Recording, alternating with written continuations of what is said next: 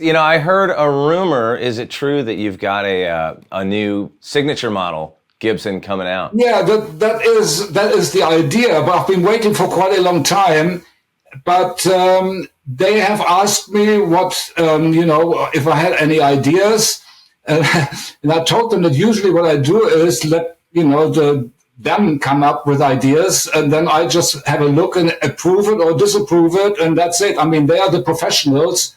Sure. They know what they're doing. I just pick it up. I go by ear and what it feels like, and that's it. I don't have really many words for explaining what I'm looking for.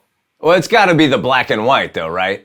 Not necessarily, because this is like 50 years. 50 years ago, there was no black and white. And so it's not the 50 years black and white anniversary, but it could be. It could be the black and white. But this is the 50 years anniversary for UFO.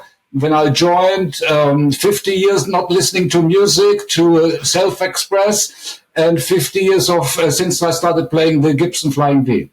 Oh, wow. So what's the story with that exactly? Like, was it Hamer that first painted the black and white one? But was it Hamer painting a Gibson, or was the first black and white one a Hamer?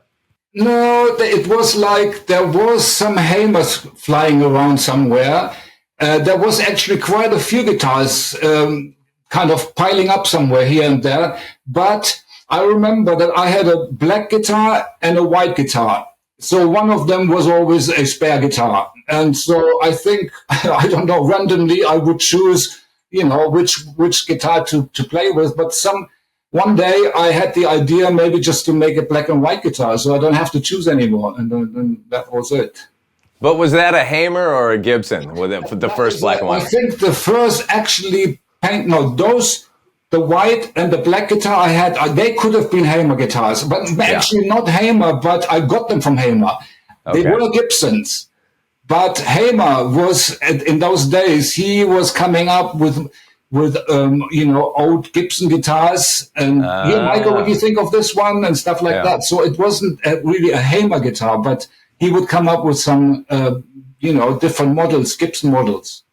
Yeah, why did you land on the Flying V? Oh, because it was a circumstance. I mean, everything I do happens just because of circumstances. I don't really plan much, but my guitar was locked up. There was a Les Paul. And so I took my brother's guitar. I had to, perform. And that was the best guitar that was there other than my guitar, which was locked up. And so...